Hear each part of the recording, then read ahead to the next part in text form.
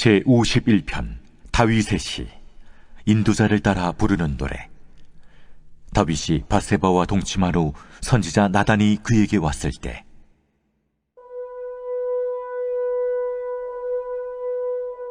하나님이여, 주의 인자를 따라 내게 은혜를 베푸시며 주의 많은 긍휼을 따라 내 죄악을 지워주소서. 나의 죄악을 말갛게 씻으시며 나의 죄를 깨끗이 제하소서. 물은 나는 내 죄과를 아우니 내 죄가 항상 내 앞에 있나이다. 내가 주께만 범죄하여 주의 목전에 악을 행하였사오니 주께서 말씀하실 때에 의로우시다 하고 주께서 심판하실 때에 순전하시다 하리이다. 내가 죄악 중에서 출생하였으며 어머니가 죄 중에서 나를 잉태하였나이다.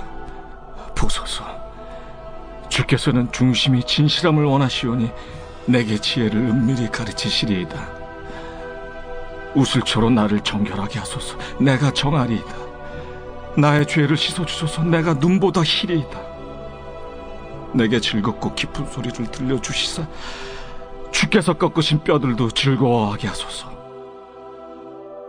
주의 얼굴을 내 죄에서 돌이키시고 내 모든 죄악을 지워주소서.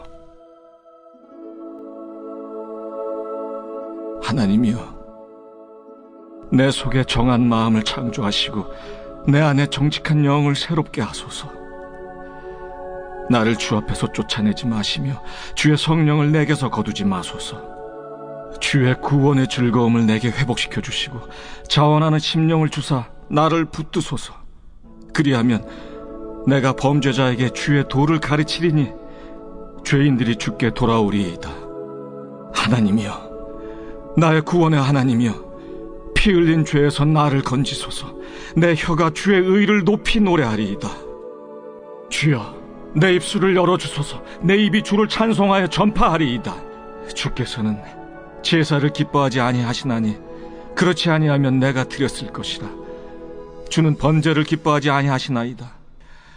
하나님께서 구하시는 제사는 상한 심령이라. 하나님이여, 상하고 통회하는 마음을 주께서 멸시하지 아니하시리이다. 주의 은택으로 시온의 선을 행하시고 예루살렘 성을 쌓으소서. 그때 주께서 의로운 제사와 번제와 온전한 번제를 기뻐하시리니 그때 그들이 수소를 주의 제단에 드리리이다.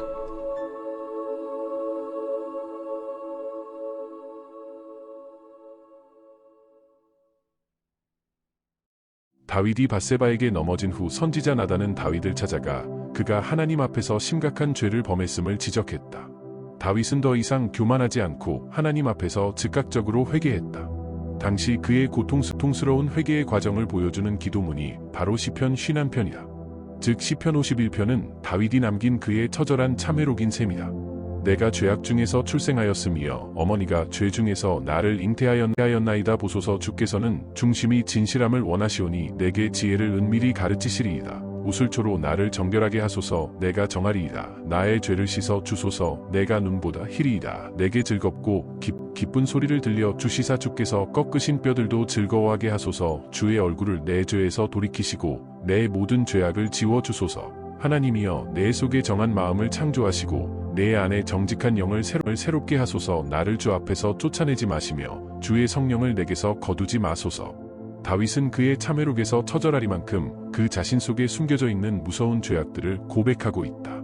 하나님 앞에서 저 죄악을 범한 자신이 용서함을 받을 수 있는 근거는 오직 하나님의 자비와 긍휼뿐이야. 다윗은 죄가 자신 앞에서 항상 있었음을 깨닫는다. 이는 창세기에 기록된 최초의 살인 사건으로부터 인간의 심령 가운데 이미 시작된 악의 역사였다.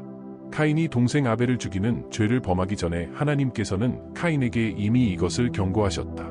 카인의 마음속에 죄가 마치 약한 짐승을 삼키기 위해 문 앞에 웅크리고 있는 것처럼 카인을 노리고 있다는 것을 경고하셨고, 하나님은 그 죄를 다스리는 주인으로서의 권세를 사용하라고 카인에게 말씀하셨다. 그러나 카인이 자신의 의지와 권세를 적극적으로 사용하지 못했을 때 그는 죄의 주인이 아니라 죄의 노예로 떨어지고 말았고 그 결과 동생을 죽이는 사탄의 도구로 타락하고 말았다. 다윗이 죄가 자기 앞에 항상 존재한다고 고백하는 것은 마치 이와 같은 것이다.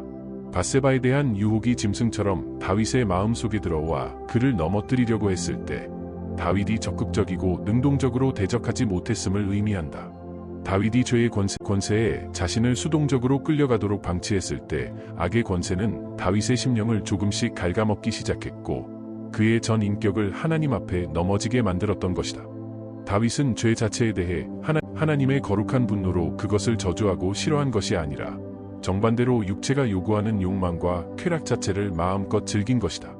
죄 자체에 대해 우리가 어떤 자세를 취하는가는 우리의 선택이다. 우리가 죄에 대해 분노할 수도 있고 죄 자체를 즐기는 것을 선택할 수도 있기 때문이다. 우리가 죄를 진지하게 생각하고 그 죄를 피 흘리기까지 대항하면 하나님이 양심을 통해 우리에게 말씀하시는 그 음성이 점점 크게 들리기 시작한다. 그리고 하나님에 대한 임재의식은 더욱 강해지고 우리의 능력이 아니라 성령의 능력으로 죄를 이길 수 있게 된다. 그러나 그 반대로 죄를 내 몸의 일부로 자연스럽게 받아들이게 되면 우리에게 들리는 양심의 소리는 점점 약해지기 시작하고 마침내 그 소리는 죽어서 완전히 사라진다. 성경은 이것을 양심이 화인 맞았다라고 표현한다. 그리고 죄악과 쾌락을 먹고 마시는 것에 몸과 마음을 본격적으로 열어놓기 시작하면 하나님에 대한 임재의식은 급격하게 약해지기 시작하고 상대적으로 우리의 마음과 뜻과 육신을 지배하는 사단의 권세는 우리 내부에서 점점 강해지기 시작한다. 다윗이 밧세바에게 넘어지는 과정을 우리가 자세하게 읽어보면 이것을 이해할 수 있다. 앞에서도 언급했지만 다윗이 하나님 앞에서의 거룩한 의무왕이요 전사로서 전쟁터에서 하나님의 거룩한 전쟁을 계속 수행하는 를 성실하게 수행했다면 그가 홀로 왕궁에 남아있다가 죄에 걸려 넘어지는 뼈아픈 실패를 피할 수도 있었을 것이다. 그는 왕궁을 거닐다가 목욕하는 밧세바를 발견하게 된다. 밧세바가 밀실에서 목욕하지 않고 왜 공개적인 장소에서 목욕을 했는지는 알 수 없다. 그는 그 아름다운 모습에 마음이 기울어지기 시작한다. 아름다운 여인의 아름다움 그 자체에 마음이 끌리는 것은 한 남성으로서의 다윗에게는 자연스러운 감정이다. 하나님께서 남성의 본성을 그렇게 만드셨기 때문이다. 문제는 다윗이 보는 것에 만족하지 않고 하나님께서 정하신 한계를 넘어서기 시작했다는 데 있다. 그는 그 여인이 누구인지에 대한 호기심을 더 충족시키기 위해 부하 메신저를 그 여인에게 보내서 구체적인 정보를 얻는다. 메신저에 의하면 그 여인은 바로 다윗 왕을 위해 지금 전쟁터에 나가 있는 다윗 왕의 충성스러운 부하 우리야 장군의 아내 밧세바였다. 다윗은 그녀가 누구인지 정확히 알게 되었다. 이 정보를 통해 다윗의 양심은 다윗에게 그가 더 이상 마음과 육체의 욕심을 따라 그녀에게 접근해서는 안 된다는 것을 분명히 알려주었다. 이는 하나님께서 주신 첫 번째 빨간 신호등과 같았다. 그러나 다윗은 이 빨간 신호등을 무시하고 자신의 계획을 추진시켰다. 다윗은 밧세바를 자신의 왕궁으로 데려오게 했고 그녀와 잠자리를 함께했다. 죄의 권세는 다윗의 마음속에서 점점 퍼지기 시작했고 밧세바가 임신했음을 알게 된 다윗을 점점 더 큰 죄악 속으로 밀어넣었다. 즉 죄악은 우리야 장군까지 죽여서 후한을 아예 없애버리라고 다윗의 마음에 속삭이기 시작한 것이다. 다윗이 그의 악한 계획을 옮기기 위해 우리야 장군을 불러들었을 때 하나님은 다윗에게 두 번째 빨간 신호등을 보여주셨다. 하나님은 우리야의 정직한 목소리를 통해 다윗의 양심에 다시 호소하신 것이다. 우리야가 다윗의 교묘한 유혹의 목소리에 어떻게 대답하고 있는지를 들어보라. 우리야가 다윗에게 아뢰되 언약궤와 이스라엘과 유다가 야영 중에 있고 내 주 요압과 내 왕의 부하들이 바깥들에 진치고 있거늘 내가 어찌 내 집으로 가서 먹고 마시고 내 처와 같이 자리이까 내가 이 일을 행하지 아니하기로 왕의 살아계심과 왕의 혼의 살아계심을 두고 맹세하나이다 하니라. 다윗이 만일 우리야 장군의 충정에 마음이 움직여 하나님의 빨간 신호등 앞에서 죄의 발걸음을 멈추어 서서 진심으로 회개했다면 어떤 일이 일어났을까?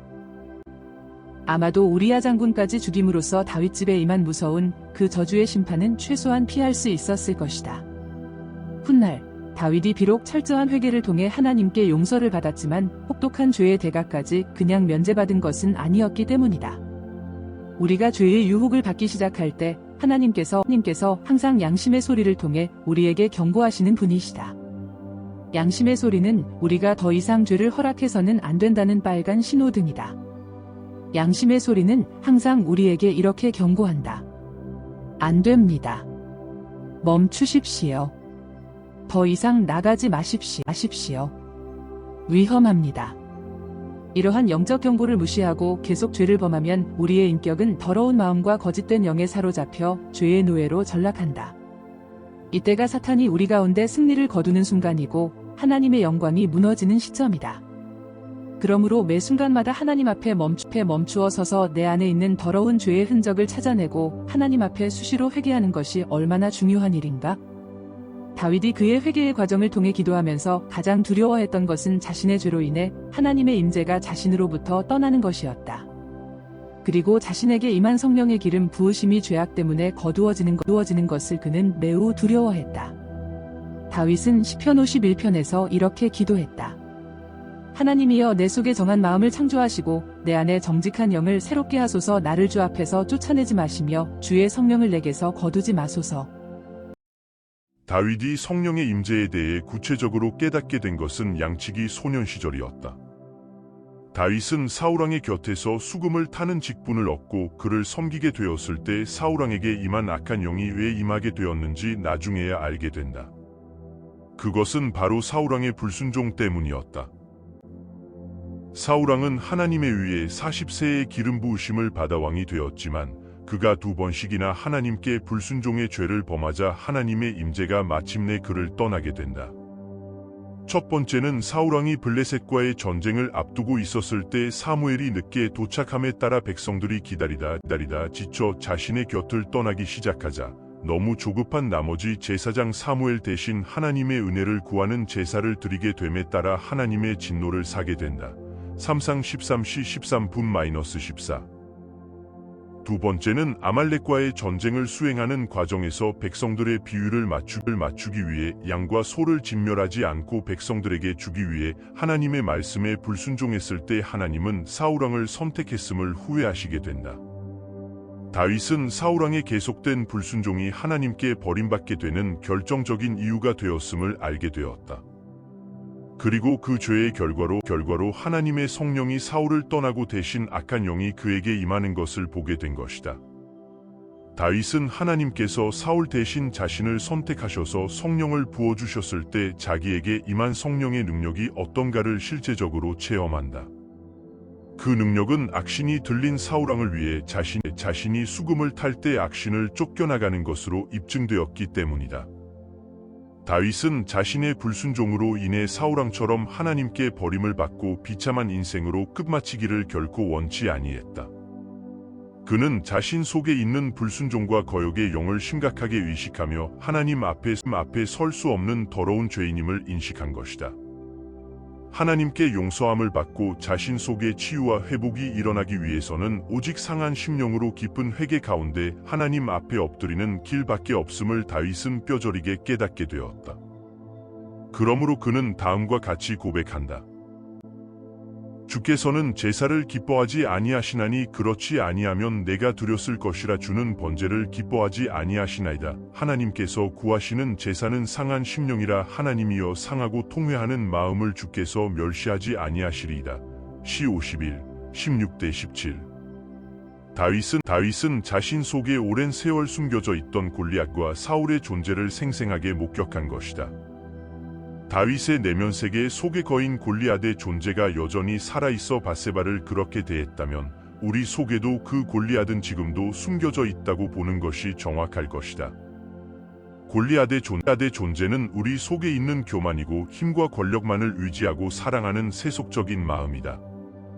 우리보다 약한 자를 무시하고 멸시하는 태도이기도 하다.